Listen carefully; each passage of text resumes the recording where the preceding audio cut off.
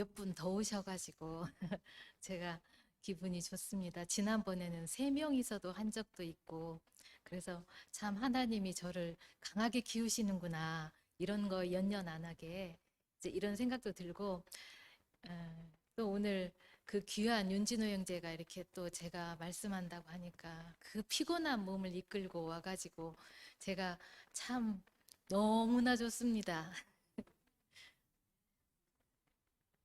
오늘 이제 그 가을 집회 3번째 말씀으로 할 건데요.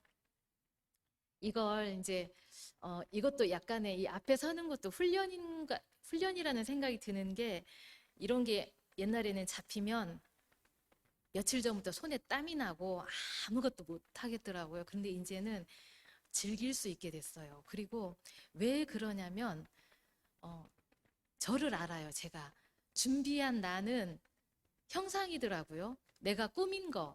최대한 준비는 하지만 나 이상을 못한다는 걸 알고 있고, 정성과 마음을 다 하지만 나만큼밖에 못하는 걸 잘 알고, 또 제가 여기서 특별한 말 잘한다고 우리 식구들이 감동하는 거 아니거든요. 저 있는 그대로를 감동하지. 그래서 오늘 이걸 준비하면서도 너무 행복했어요. 설렜고, 제가 이렇게 하면은 또 오빠가 이효영 목사님 계속 시킬까? 절대 그런 걱정 안 합니다. 우리 이효영 목사님은 그런 거에 연연하지 않고 가장 지금 교회에서 필요한 사람, 또는 어떤 말씀이 필요한 그 사람을 지명을 하시더라고요. 그래서 제가 감히 말씀을 드려요. 저 정말 이 준비하면서 그 생각했어요. 간증 저기서 3분씩 하는 거, 그거 10번 하면 된다, 이런 생각을 하니까 이 앞에 서는 게 아무 부담이 안 돼요. 그래서 오늘 이제 제가 말씀드릴 건 3번째 말씀, 이 대책에 대해서 말씀을 드릴 건데요. 이 3번 다 이열래 목사님께서 조금 그 전문적인 말씀을 하시잖아요. 기독교의 역사, 뭐 신학자들 얘기를 하는데, 이걸 제가 아주 나만큼만 아주 간단하게 말씀을 드릴게요. 이 정도는 우리 전주 연합교회 식구들은 알아야 된다. 이 정도는. 왜냐하면 다른 사람들에게 십자가에서 못 내려온 예수를 말하려면 이 정도까지는 말해야 그 근거가 되겠더라고요. 반석. 그래서 한번 말씀을 드려볼게요. 그 위치 이탈의 그 어디서 위치 이탈이 되는가를 알려면 기독교 역사를 알아야 되는데, 천주교와 개신교가 있잖아요. 이 천주교의 바탕은 베드로라는 사람, 그래서 제도로 만들어진 게 천주교예요. 베드로라는 사람 위에 세워졌어요. 그래서 거기는 교황이 일대 교주잖아요. 그리고 그래서 이건 제도가 있기 때문에 너무나 탄탄해요. 그래서 지금도 전혀 분열이 없고, 어느 나라 어느 곳을 가도 이건 똑같아요. 그 제도가 뭐 군대도 있고요, 왕도 있고요, 뭐 시민도 있고요, 다 각자 그 나라 이름도 있잖아요. 세례명 이런 게 있고, 그다음 개신교는 우리가 지금 기독교 말하는 게 이게 개신교인데, 이건 베드로의 신앙 고백 위에 만들어진 거예요. 어떤 고백이냐면, 주는 그리스도시요 살아계신 하나님의 아들이십니다. 이 고백 위에 세워진 것이 개신교인데, 이걸 교리라고 하거든요. 그런데 이 교리는 사람마다, 또 시대마다, 나라마다, 신학자마다 다 다른 거예요. 생각이 다르기 때문에. 그래서 이 지금 개신교는 너무나 분열이 돼 있어요. 그래서 우리 이열래 목사님은 이 사람에 따라 달라지는구나, 어떤 성경을 보는 것이 또 예수를 보는 것이 달라지는구나 해서 사람에 대해서 이제 관심을 갖게 됐어요. 그래서 예수가 누구인가 이걸 이제 모르니까, 예수가 누군지를 모르니까 또 신학자들끼리도 이렇게 그 흐름이 있더라고요. 제일 처음에 보수주의, 아까는 카톨릭하고 개신교 알았죠? 그 다음 이번에는 보수주의, 자유주의, 중도주의, 이걸 알면 돼요. 어렵지 않죠? 이제 마지막이에요. 다 왔어요. 복잡한 거. 보수주의는 칼빈이라는 사람이 주로 했어요. 이것은 예수는 신이다, 우리가 보통 말하는 정통파들, 장로교 이런 사람들이고요. 그런데 이 칼빈도 뭐 연합이 목표라고 했는데, 결국은 어떻게 예수와 연합하는지를 말을 못 해줬어요. 그냥 연합이 중요하다, 이렇게 지식적으로만. 그다음에 이 자유주의는 보수주의의 반대로 나온 건데 예수는 신이 아니다. 사람이다. 그래서 보통 우리 소위 기독교 장로회 사회주의 운동하는 거 주로 데모하고 사회 개혁하는 이런 사람들이고요. 그래서 그것도 아니고 이것도 아니고 중도주의. 중도주의는 계시는 인정하자. 그리고 그것을 우리가 한번 이성으로 잘 소화를 해보자. 이렇게 했다는 거예요. 이 세 파가 있어요.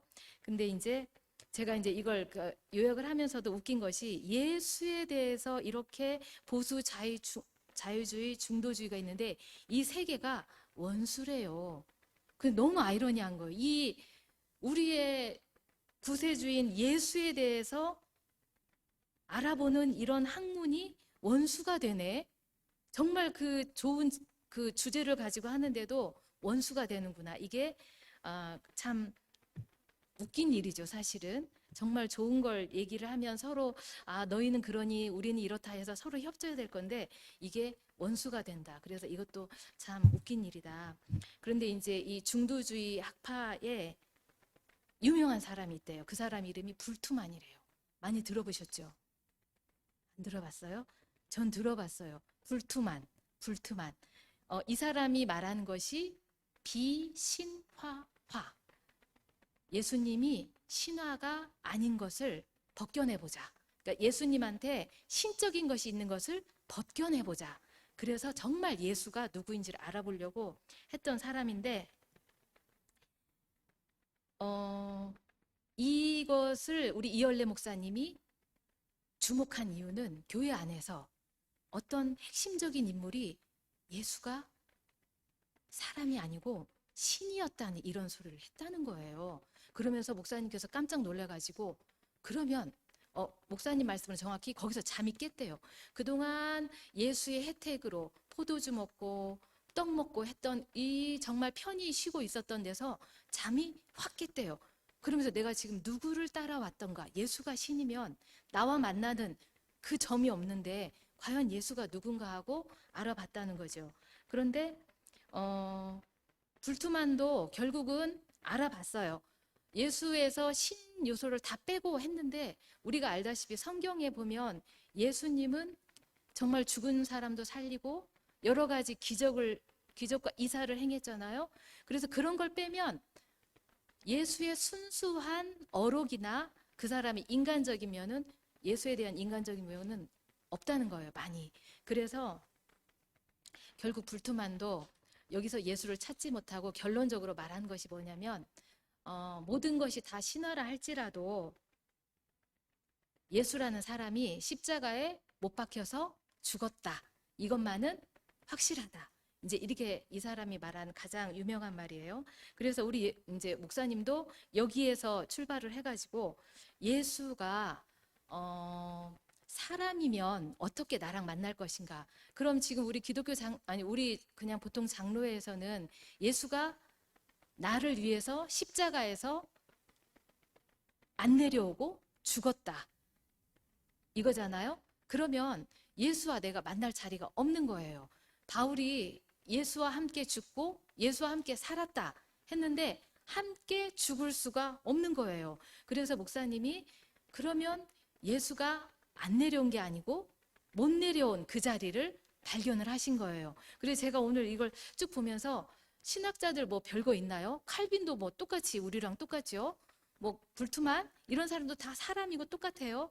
예수에 대해서 결국 새로운 이런 말을 한 것은 이열래 목사님구나. 그래서 정말 여기에 나란하게 이열래 목사님이 이 불투만 다음에 딱 나와야 되지 않는가 이런 생각이 들었어요. 그만큼 이 예수에 대해서 그리고 나와 만날 수 있는 예수에 대해서 확실히 말한 그분이 이열래 목사님이고 그 목사님이 말씀하신 게 바로 십자가에서 못 내려오고 죽은 사람 예수.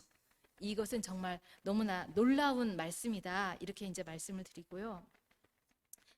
그리고 예수의 그 많은 기적과 이적이 있는데 지금 똑같이 나타날 수 없으면 그것이 신화에 불과하잖아요. 그런데 그동안은 이 십자가에 못 내려온 예수를 잘 모를 때는 예수의 많은 기적과 이적이 저는 경험할 수는 없지만 해석할 수는 있었어요. 제 인생에서.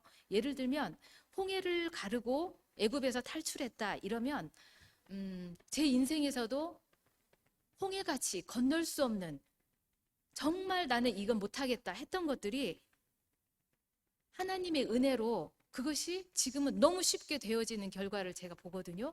그래서 정말 내가 애굽에서 빠져나올 수 없는 이런 사람이었는데 홍해를 하나님이 갈라주셔서 내가 지금은 그렇게 안 되고 힘들고 할 수 없었던 그것을 내가 너무나 쉽고 할 수 있다라고 이렇게 생각을 한다. 그래서 이제 이게 해석이 됐거든요.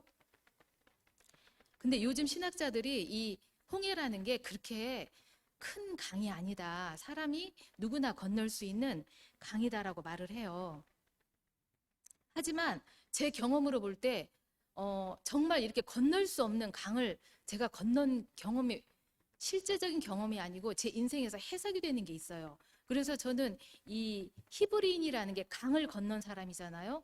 정말 하나님의 은혜가 없으면 이 강을 못 건넌 그런 경험이 이 히브리인의 이 이스라엘 사람들한테 있었겠다. 정말 하나님의 은혜다. 이 고백이 되는 거죠. 그래서 이 홍해를 그렇게 해석을 했는데 저같이 이런 해석을 모두가 다 할 수는 없잖아요. 그러면 이것은 만유를 구원하는 신화에 불과한 모든 것들이 모든 사람이 다 경험할 수 없으면 신화에 불과하고 나하고는 상관이 없는 거잖아요.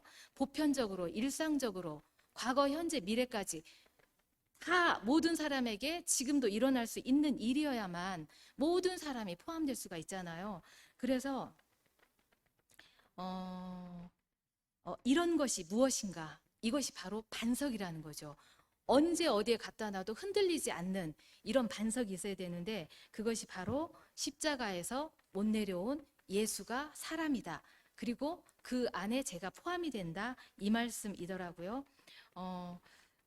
정말 홍해를 건넜다는 이런 경험 중에는 제가 정말 저는 다른 사람과 그 입장을 바꿔서 생각을 못하던 사람이에요. 워낙 저라는 사람이 강해가지고. 그런데 이 역지사지가 되는 거예요.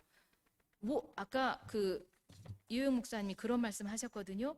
내가 예수와 만나니까 다른 사람과도 만나는 접점이 생긴다.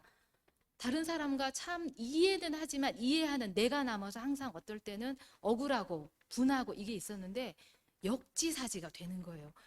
완벽하게 저 사람 입장이 이해가 돼서 내 입장이 전혀 없는 이런 것을 제가 정말 많이 지금 경험을 해가요. 그래서 저한테는 정말 이 홍해에 대한 경험이 있는데 이것보다 더 중요한 것은 이것은 그럴 때도 있고 안 그럴 때도 있고 그런데 십자가에서 못 내려온 이 예수라는 반석은 누구에게나 사람이면 누구에게나 다 해당되는 거다. 이제 이런 생각이 들었습니다.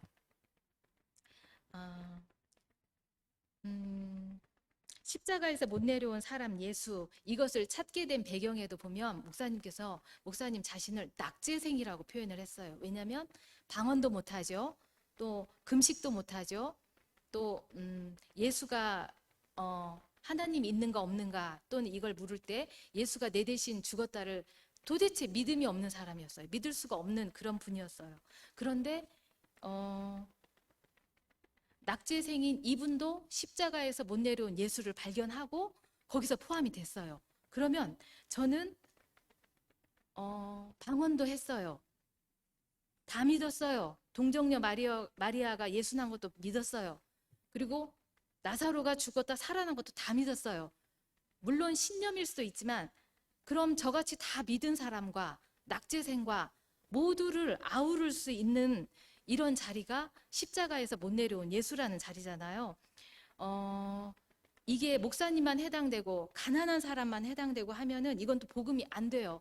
요즘에 우리 목사님이 무슨 가난함이라고 표현을 하는 것들이 많잖아요. 왜 살아계신가? 이 정도로 할 정도로 모든 것이 엉망인 이분만 이 복음을 발견했다면 저한테는 복음이 안 되는 거예요, 이것이. 그리고 이효영 목사님에게 복음이 되겠냐고요. 이효영 목사님 화장실도 잘 가고 밤에 잠도 잘 주무시고 이열레 목사님하고 똑같은 게 아무것도 없어요. 그런데 그렇게 1시간 반도 못 주무시는 이열레 목사님이나 또는 어중간히 무조건 믿은 저나 그리고 정말 힘이 넘치는 이효영 목사님이나 여기 계신 모든 분이 다 똑같이 만날 수 있는 자리는 십자가에서 못 내려오고 죽은 사람 예수. 이 자리에서는 누구나 다 만날 수 있다는 거예요. 그것은 나와 상관이 없는 자리이기 때문에 그래요. 나의 어떠함과는 전혀 상관이 없고 하나님이 사람을 창조했다. 여기에 하나님의 절대 주권만 있고 나는 없는 이 세계 존재를 하나님이 존재를 사람이라는 이 사람만 쓰는 이 존재를 보는 세계가 있기 때문에 이 자리는 나와 전혀 상관이 없어요. 그래서 소위 우리 교회에서 뭐 망해야만 또는 아파야만 또는 뭐가 있을까요? 뭐 하여튼 가난해야만 우리 복음을 안다고 지레 겁을 먹고 오지 않는 이런 사람도 있고 와서도 혹시나 내 것을 뺏길까 내가 무엇을 잃을까 걱정을 하는데 제가 오늘 이걸 준비하면서 보니까 십자가에서 못 내려온 예수인 사람 이 자리는 나와 상관이 없고 오로지 하나님이 찾는 그 사람이 있다는 거 내가 가진 것을 뺏겨야만 되는 것도 아니고요. 그래서 그리고 사실 아픈 사람 망한 사람이 다 이 복음을 듣는 것도 아니에요. 그러면 다 망해야만 온다는 소리가 맞게 되는데 절대 그건 아니다. 우리 이 십자가에서 못 내려온 사람 예수 이 복음은 불교 신자, 뭐 천주교 신자, 무신론자, 스님 또 뭐가 있을까요? 아이부터 어른까지 다 알 수 있는 그런 복음이다. 근거는 하나님이 사람을 창조했기 때문이에요.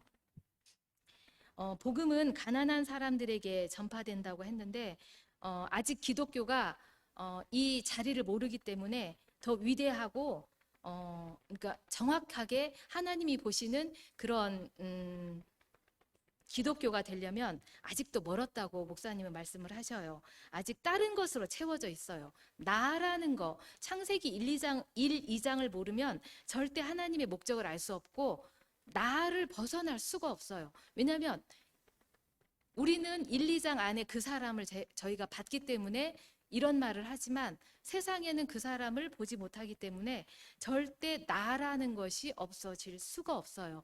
그 사람들이 본 것은 내가 타락한 그 사람만 봤기 때문에 그러죠. 그런데 이제 이번에 그 새롭게 따르는 반석이라는 말씀을 하셨거든요. 우리도 교회 생활을 하면서 조금 내 생각이 들어가고 조금 살만해지고 하면 나태해지는 걸 느끼거든요. 근데 목사님께서 그러셨어요. 따르는 반석이신 그리스도가 없으면 조금 넉넉해지고 조금 좋아지면 우리는 그리스도를 놓칠 가능성이 너무 많다. 제가 여기서 따르는 반석이라는 것이 제 그 언어로 생각할 때 따라오나 이렇게 생각을 했는데 오늘 이거 말씀을 준비하면서 보니까 따르는 반석은 그런 말씀이 아니고요. 나와 함께하는 말씀이더라고요. 내 속에 있는 말씀, 내가 된 말씀, 예수가 나와 하나 된 말씀을 따르는 반석이라고 해야지 이렇게 뒤에서 또 따라오는 것도 차이가 있어요. 내가 아니니까. 언제든지 따르는 반석은 나와 내 안에. 그래서 에레미야 31장 31절에 있는 그날에는 생각이 안 나네요. 내 법을 저희 생각과 마음에 두고 기록하리라. 하나가 돼야 된다는 말씀으로 이 따르는 반석이 더 진보적으로 생각이 됐어요. 그래서 이거 준비할 때도요. 일주일 전에 하면 절대 안 돼요. 제가 일주일 전에 옛날에 한 번 했는데 왜 이게 중요했는지를 모르겠더라고요. 그래서 저는 최대한 많이 보고 많이 듣고 하루 그 전날 한 번 하고 그 다음날 또 한 번 이렇게 보는데 그래도 또 와서 또 바뀌어져요. 더 이게 생명이 자란다는 게 맞아요. 계속 생각하고 보면 볼수록 더 그 성장된 말씀이 나오더라고요. 그래서 이 반석을 그 목사님께서는 손이 닿는다라고 하셨어요. 우리 물 속에 들어가서도 발이 그 바닥에 닿으면 빠져 죽진 않잖아요. 이 여태까지 예수는 내 손이 닿지 않았던 곳이었대요. 그러니까 항상 없어질까 두렵고 항상 떠나갈까 무섭고 있는데 이제는 이 반석이신 그리스도는 내가 손이 닿아서 만질 수 있고 항상 나와 함께하는 이런 그 단석인 복음, 십자가에서 못 내려오고 죽은 사람 예수. 이것을 알게 된 것이 이제 너무 감사합니다. 그리고 이제 내 발이 이렇게 닿고 디딜 수 있고 이런 반석을 위치가 회복이 되면 내가 예수 안에 있게 된다고 하거든요. 십자가에서 못 내려오고 죽은 사람과 연합이 되면 위치 회복이 돼요. 이 자리는 깨달아서 아는 자리가 아니고 또 깨닫는 것도 이 내 생각에서 그 나오는 거기 때문에 이미 생각은 사탄한테 점령을 당했거든요. 그래서 언제든지 빗나갈 수가 있어요. 내 생각은 오늘 다르고 내일 다르고 하지만 이 보는 세계다. 그래서 십자가의 예수가 지금까지도 달려 있다고 해요. 그걸 보라고. 그래서 보기만 하면 아이부터 어른까지 다 알 수가 있다. 저도 제가 무엇을 해서 이 자리에 왔다고 절대 생각을 안 하거든요. 제가 예전에는 정말 종교 생활할 때 많은 걸 했는데 요즘에 와서는 제가 한 것은 교회에 와서 보여진 것을 본 것밖에 없어요. 그래서 요즘에 뭐 구자기엘 오빠는 즉시 복음이라는 말씀을 하시는데 저는 제 나름대로 저절로 복음이라는 말도 생각을 해봤어요. 저절로 되어졌어요. 제가 된 게 아무것도 없고 저절로 되어졌어요. 교회에 와서 동산에서 먹고 놀듯이 그냥 와서 행복해서 먹고 간증하고 밖에 없는데 저절로 제가 알아졌어요. 그래서 이건 누구나 알 수 있는 복음이다. 눈으로 본다고 꼭 보는 게 아니고 보여지는 거죠. 그래서 이 사람이 공개된 사람이래요. 이 십자가에 못 박혀서 못 내려온 이 사람은 공개된 사람이다. 공개된 사람이라는 게 뭐냐면 2000년 전에는 십자가에서 다 벗겨진 그 사람을 말하고 지금 제 말로는 겉과 속이 같은 사람. 이 사람이 이제 공개된 사람이죠. 그리고 목사님께서 그 휘장 안에서 하나님께서 두려워서 숨어 계신다 이 말씀을 하시면서 얼굴 없는 사람이 제일 무섭다. 그리고 오늘 그 이효영 목사님이 또 음흉한 사람이다라고 어제 지난 모임에서는 말씀을 하셨더라고요. 음흉한 사람, 이 사람은 꾸민 사람이죠. 꾸민 사람.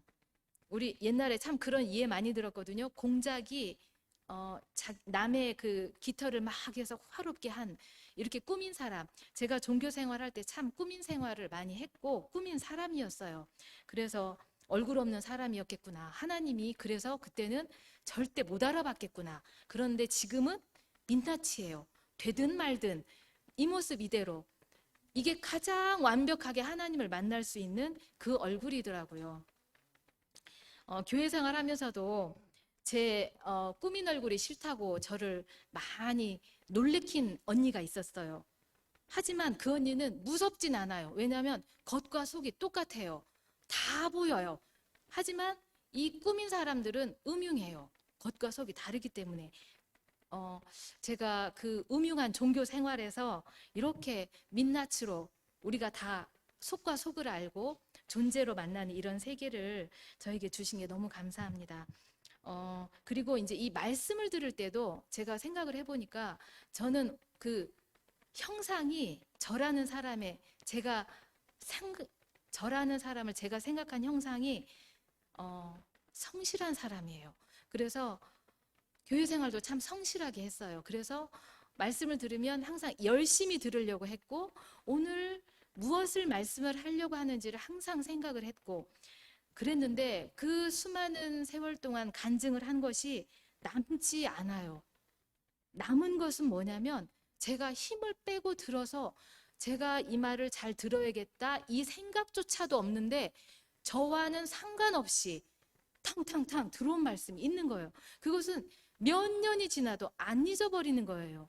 그래서 말씀을 들을 때도 나는 힘을 빼고 나는 정말 아무것도 아닌 자세로 들었다고 하지만 또 거기서도 내가 힘을 주고 좀 들은 말씀도 있겠구나.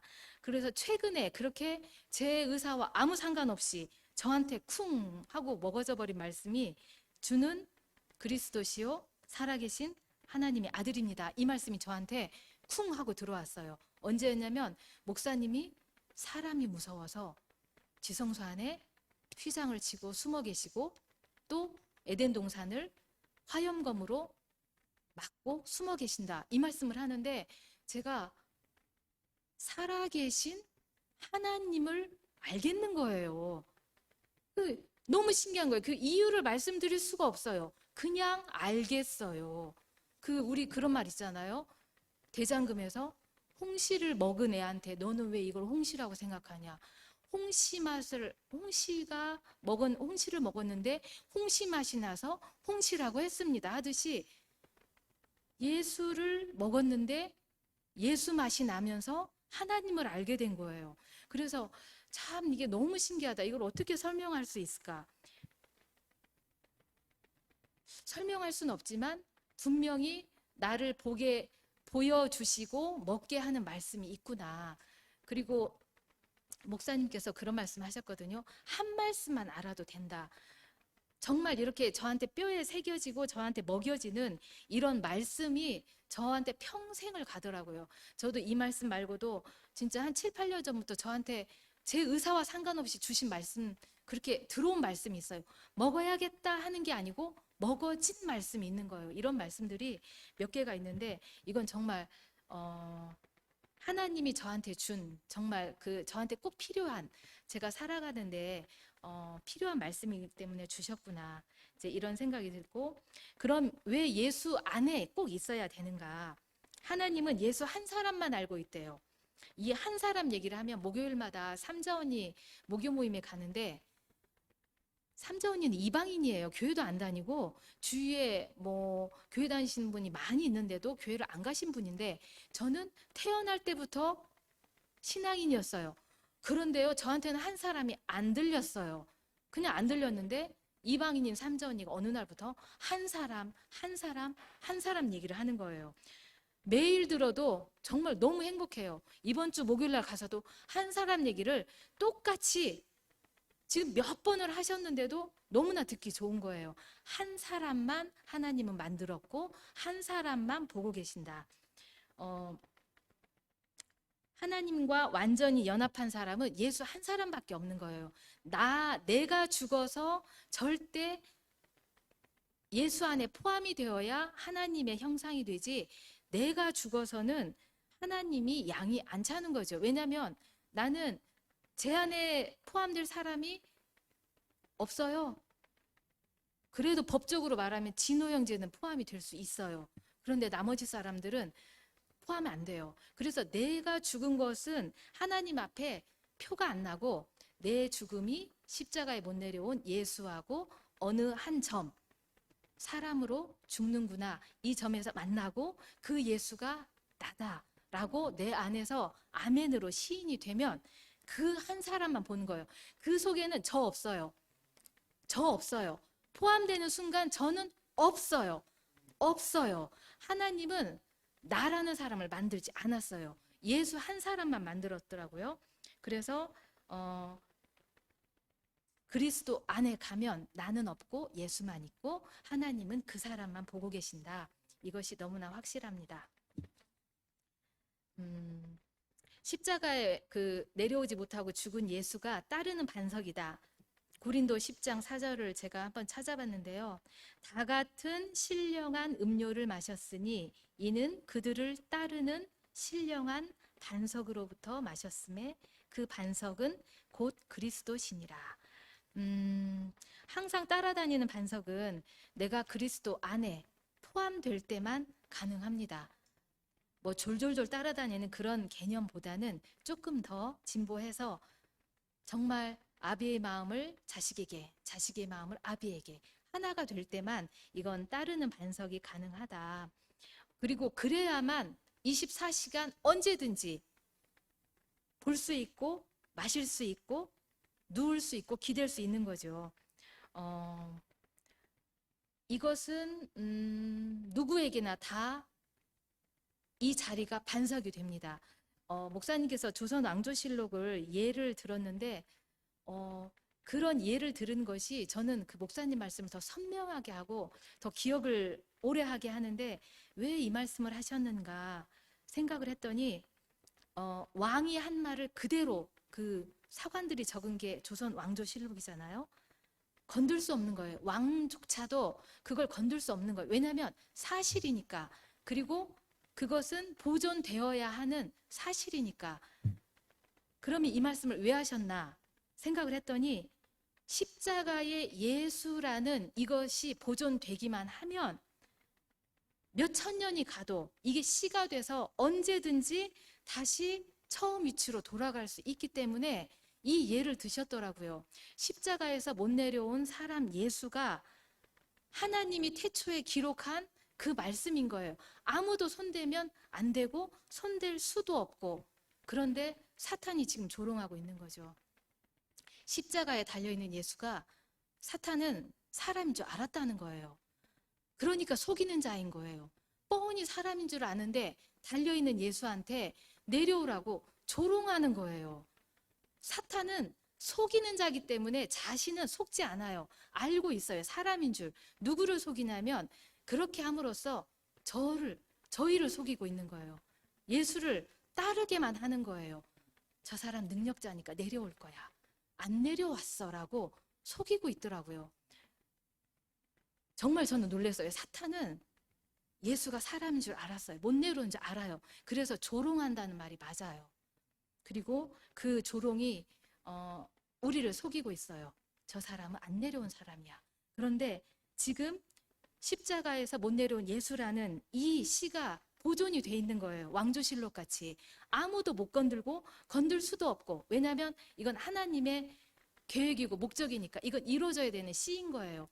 이것이 언제든지 우리 안에 있기 때문에 우리가 지금 처음으로 돌아올 수가 있고, 그래서 목사님께서 시는 완성됐다. 이제 그게 자라고 열매 맺으면 되는 거죠.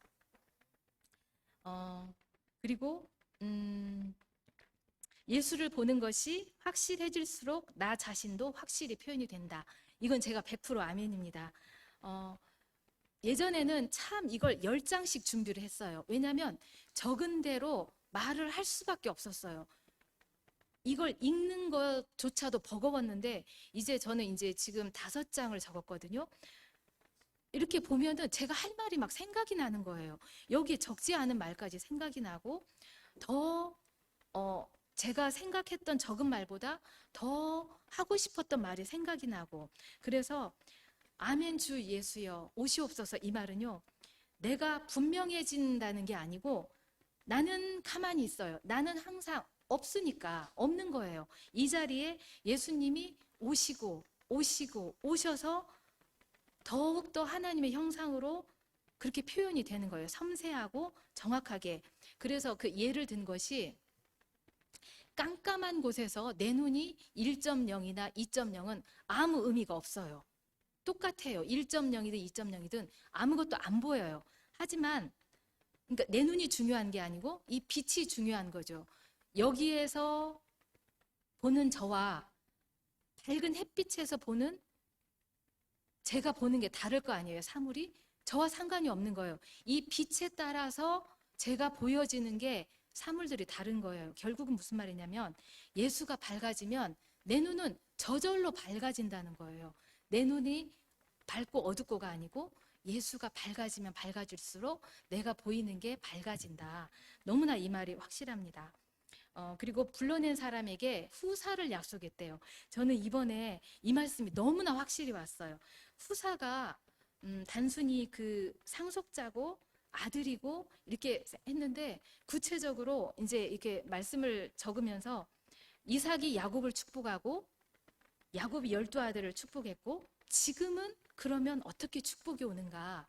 저는 매일 교회 와서 말씀을 들을 때마다 머리에서 이렇게 기름이 흐르는 느낌을 받아요. 축복이 잘잘잘잘잘잘 흘러요. 정말로. 이게 실제가 아니면 이것도 날아가 버리고 붕 뜨는 신화 같은 거잖아요.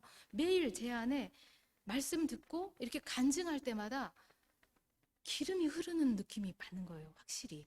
그래서 지금도 교회 안에 이렇게 말씀으로 후사를 약속을 하고, 내가 후사가 되고 있구나.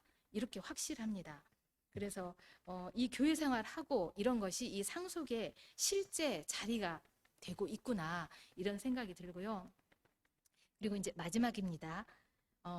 요즘에 그 퓨즈를 갈아 끼운 이 예를 목사님이 드시잖아요. 전동 침대가 있는데 아무리 봐도 그 컨트롤 박스를 열어봤는데도 몰라서 하마터면 이게 안 고쳐지면 분해를 할 뻔 알았다. 이 말씀을 오늘 들었는데, 야, 우리가 이걸 모르니까 예수를 분해를 했구나. 분해를 하면 할수록 몰랐구나. 뭐가 고장난지를 몰랐던 거예요. 예수의 퓨즈는 뭐냐면 예수를 아는, 우리가 예수를 알 수 있는 퓨즈는 십자가에서 못 내려온 사람 예수를 아는 게 그 퓨즈였어요. 그 퓨즈, 이 원인을 알아내는 사람들은 우리 교회 사람밖에 없어요. 그리고 그 퓨즈를 파는 곳은 우리 교회밖에 없어요. 퓨즈가 안다고 해도 퓨즈를 어디서 파는지 알아야 될 거 아니에요? 그래서 처음도 교회 와서 교회 이 생명을 가진 사람들과 사는 거고, 정말 끝도 저는 제 경험으로 그래요. 정말 교회 안에서 저절로 같이 있기만 했는데 이렇게 됐다. 그래서 교회 생활이 이 자리까지 온 것의 처음이고 마지막이고 또 모든 것의 모든 것입니다. 네, 오늘 대책은 교회에 오셔서 말씀 듣고 사는 것입니다. 네, 주님 찬양합니다. 마치겠습니다.